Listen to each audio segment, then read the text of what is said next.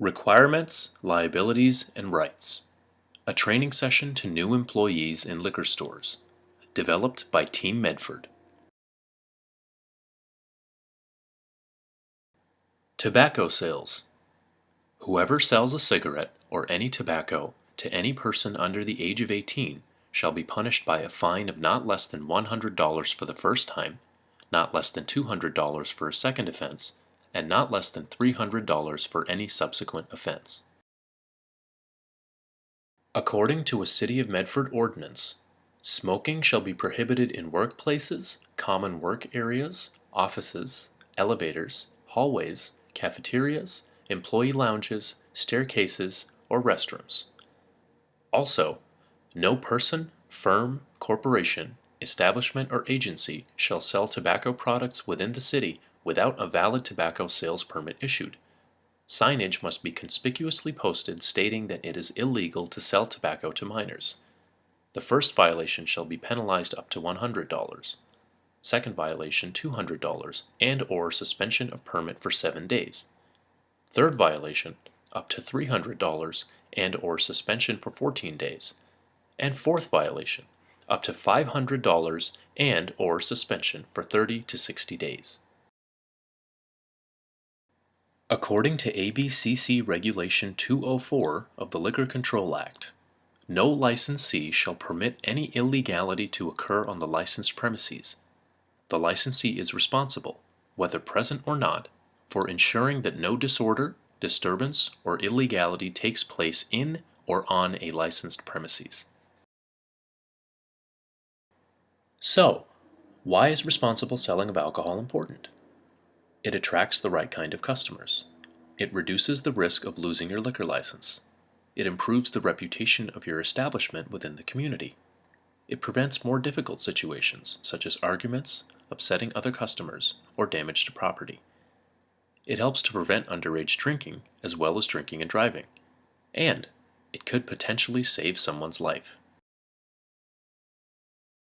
Remember, you could be held liable for selling alcohol to a customer who is visibly intoxicated, underage, or buying for someone underage, also known as a third-party sale.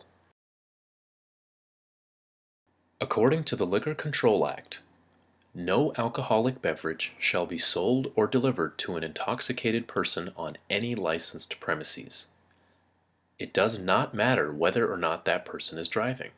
In fact, approximately 20% of alcohol-related accidents involve pedestrians. Every licensee should have clear policies known to all staff on offering assistance to an intoxicated person, including under what circumstances to notify the police. In order to tell if someone's intoxicated, look for glassy or red, unfocused eyes.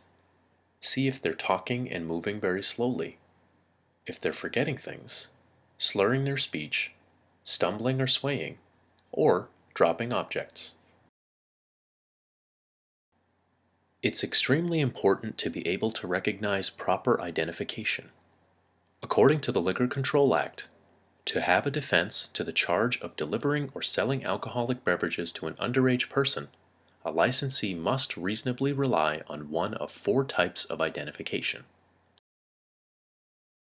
A Massachusetts driver's license, a Massachusetts Registry of Motor Vehicle Liquor Identification Card, a passport issued by the United States or a country recognized by the United States, or a valid military identification card.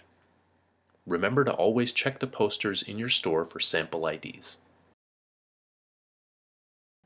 Unacceptable forms of identification include IDs that are out of state, counterfeit, student, altered, borrowed or stolen, forged, or order by mail. A very simple method of checking IDs is the flag method. Feel for bumps, lumps, and thickness. Look to see if it's too glossy or too rough, if the holograms are too bright, if the color and print does not go to the edge on a credit card, or if there's no correctly printed microprint. Ask for more proof if you have doubts, including birthday, name, age, address, spelling of name, or ask for another ID. and grab or give back. You may hold on to the ID while you call the police or give it back, but do not sell.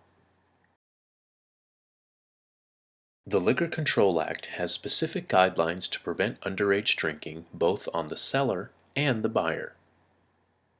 Sale or delivery to any person under 21 years old shall be punished by a fine not more than $2,000 or by imprisonment for not more than 6 months or both. Any person under the age of 21 who purchases or attempts to purchase alcohol shall be punished with a fine of $300.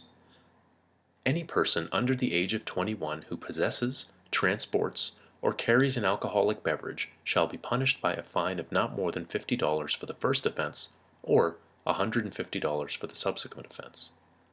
A police officer may arrest without a warrant in any of these cases. In order to distinguish potential underage people, see if they seem nervous and move around frequently, if they state that they are a regular or a friend of an employee, if they attempt to distract you with questions such as directions or ask questions about the product to throw you off, or if they get upset when you ask them for an ID. If an issue does arise, it's very important to know how to respond to your customer. Be sure to make clear statements and speak directly to the point. Do not judge or threaten them. And always give the customer a reason for your action. Help them understand that you're simply following rules and laws. The legal hours of sale are Monday through Saturday, 8 a.m. to 11 p.m., Sundays not before noon, and the day before a legal holiday, the hours are 8 a.m. to 11:30 p.m. The City of Medford has specific policies for violations committed by the licensee. Depending on whether it is a first, second, third, or fourth offense, and the type, whether major or minor, suspensions can range from 1 day to a revocation of the liquor license, and hours of sale reductions can be anywhere from a warning to a permanent rollback. As an employee, you have rights. The minimum wage is currently $8 in Massachusetts and is always subject to change. Overtime must be paid at least 1.5 times the regular rate for over 40 hours in a work week. Deductions can only be made for federal and state taxes, Social Security, and others required by law. Wages must be paid within 6 or 7 days of the end of the pay period, depending on the number of days of work per week. Employees who voluntarily or involuntarily leave their job must be paid in full. Pay must be reported for at least 3 hours of scheduled work at no less than $8 per hour. Pay stubs must be provided by the employers with comprehensive information. Employees must be given 30-minute breaks unpaid for more than 6 consecutive work hours per day. An employer is prohibited from retaliating, discharging, discriminating, or punishing an employee in any way. Both discrimination and sexual harassment are against the law. There can be no discrimination based on race, color, national origin and ancestry, religion, age, disability, military status, genetic information, sex, including pregnancy, or sexual orientation. Your employer is required to inform you of sexual harassment policies and intimidation every year. These should include anti-harassment policies, complaint procedures and investigative processes, and they must ensure confidentiality and therefore not retaliate. Thank you for taking the time to learn about Medford's liquor control policies. By following the guidelines in this tutorial, you are helping Team Medford make a difference and prevent underage drinking.